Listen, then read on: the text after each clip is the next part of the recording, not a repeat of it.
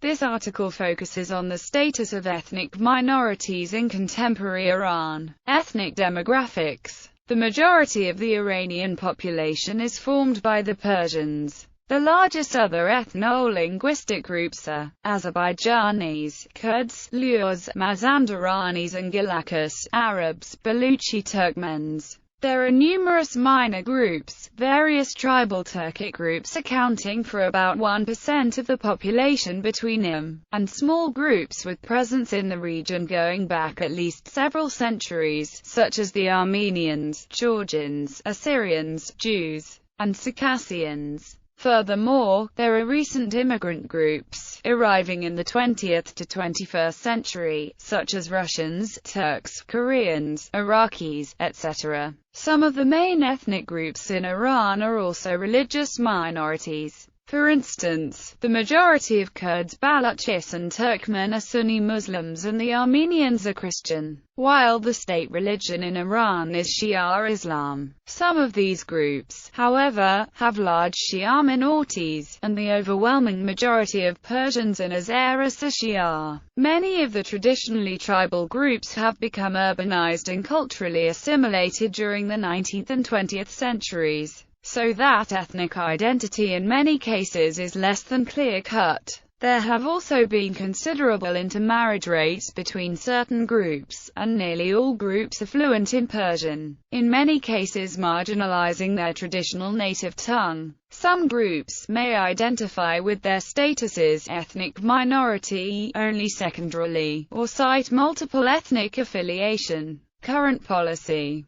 The Constitution of Iran guarantees freedom of cultural expression and linguistic diversity. Many Iranian provinces have radio and television stations in local language or dialect. School education is in Persian, the official language, but use of regional languages is allowed under the Constitution of the Islamic Republic, and Azeri language and culture is studied at universities and other institutions of higher education. Article 15 of the Constitution states. Further, Article 19 of the Iranian Constitution adds, there is in fact, a considerable publication taking place in the two largest minority languages in the Azerbaijani language and Kurdish, and in the academic year 2004-5 BA. Programs in the Azerbaijani language and literature and in the Kurdish language and literature are offered in Iran for the very first time. In addition, Peyam Noor University, which has 229 campuses and nearly 190,000 students throughout the country,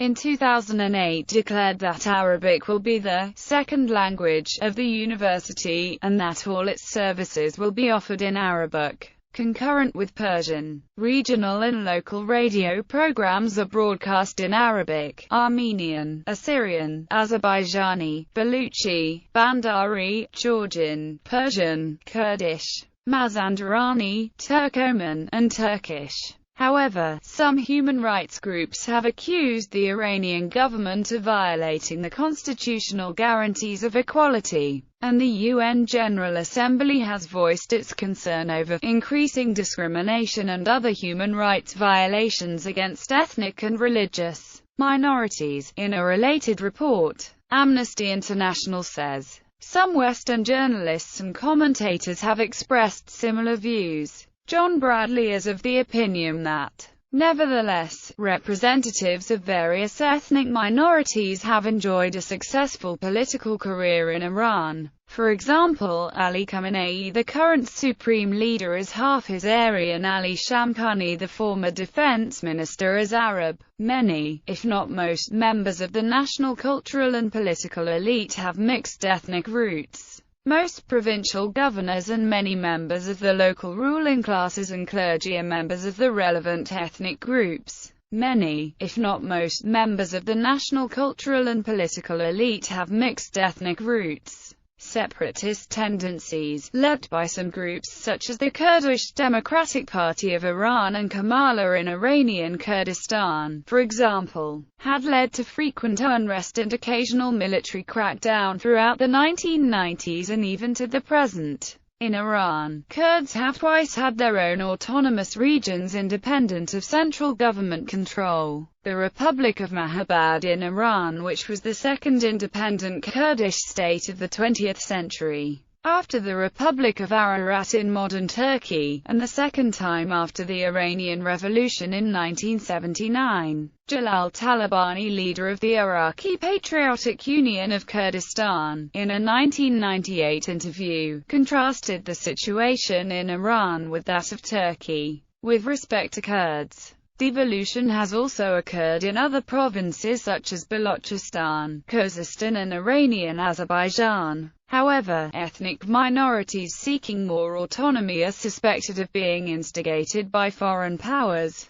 Foreign involvement. One of the major internal policy challenges during the centuries up until now for most or all Iranian governments has been to find the appropriate and balanced approach to the difficulties and opportunities caused by this diversity, particularly as this ethnic or sectarian divisions have often been readily utilized by foreign powers, notably during the Iran-Iraq War. According to Professor Richard Fry, the Charter of the General Assembly of the United Nations has accepted the declaration of the inadmissibility of interference in the internal affairs of states. Foreign governments, both before and after the Islamic Revolution, have often been accused of attempting to destabilize Iran through exploiting ethnic tensions. Western media reports and statements from former CIA operatives seem to corroborate such suspicions, while some commentators claim that these ethnic unrests in Iran are not inspired by foreign governments but by the policies of the Iranian government, which have been described as discriminatory. Others disagree. Professor Bernard Louis in fact first unveiled a project for the separation of Khuzestan from Iran, formally proposing the fragmentation or balkanization of Iran along regional, ethnic, and linguistic lines, especially among the Arabs of Khuzestan,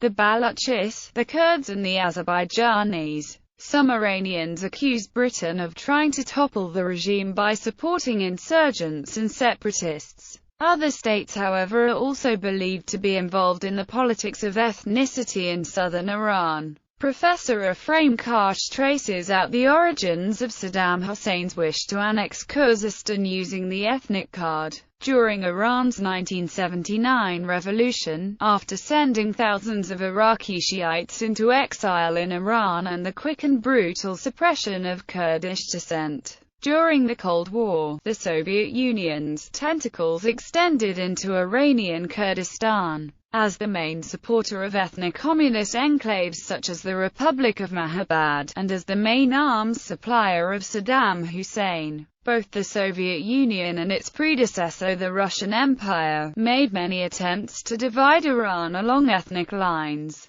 Moscow's policies were specifically devised in order to sponsor regional power bases, if not to annex territory. For example, in a cable sent on July 6, 1945 by the Central Committee of the Communist Party of the Soviet Union, the Secretary of the Communist Party of Soviet Azerbaijan was instructed as such. Foreign interest in the ethnic politics of Iran continues to resurface in modern times. In April 2006, Seymour Hersh brought widespread attention to claims of covert operations in Iran when he wrote in an article for The New Yorker about special units that were working with minority groups in Iran, including the Azeris in the north, the Balochis in the southeast, and the Kurds in the northeast of Iran. According to the report, U.S. troops in Iran were recruiting local ethnic populations to encourage local tensions that could undermine the regime. Former United Nations Weapons Inspector Scott Ritter has also suggested that the U.S. military is setting up the infrastructure for an enormous military presence in Azerbaijan that will be utilized for a land-based campaign designed to bring down the government in Tehran. He also claims CIA paramilitary operatives and U.S. Special Forces are training special Azerbaijani units capable of operating inside Iran in order to mobilize the large Azari ethnic population within Iran. Statements made by various Pentagon officials have supported such claims.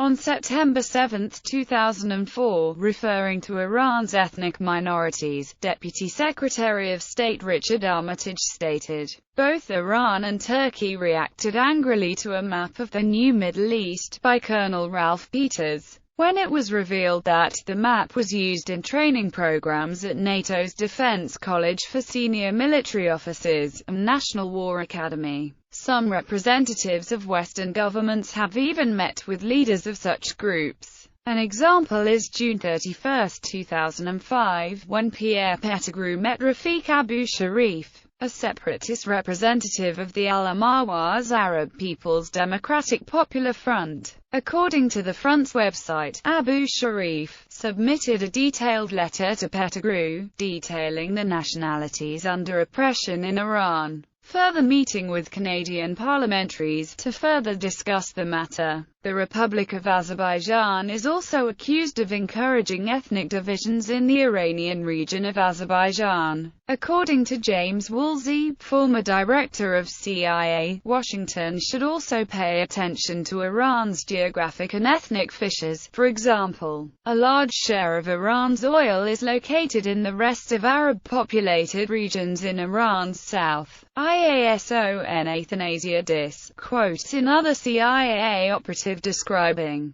IASO Athanasia Dis continues. The Sunday Telegraph, in an article titled U.S. Funds Terror Groups to Sow Chaos in Iran, on February 25, 2007, wrote, on May 23, 2008, ABC News released a report about the worsening of U.S.-Pakistani relations that had negative effect on U.S. support of Jundullah militants, led by Abdulmalek Rigi. Seymour M. Haresh, in his article on July 7, 2008, mentions that the Bush administration is increasing its secret moves against Iran by supporting ethnic separatist groups in Iran. Hirsch mentions that part of the covert activities include the support of the minority Ahwazi Arab and Baluchi groups and other dissident organizations.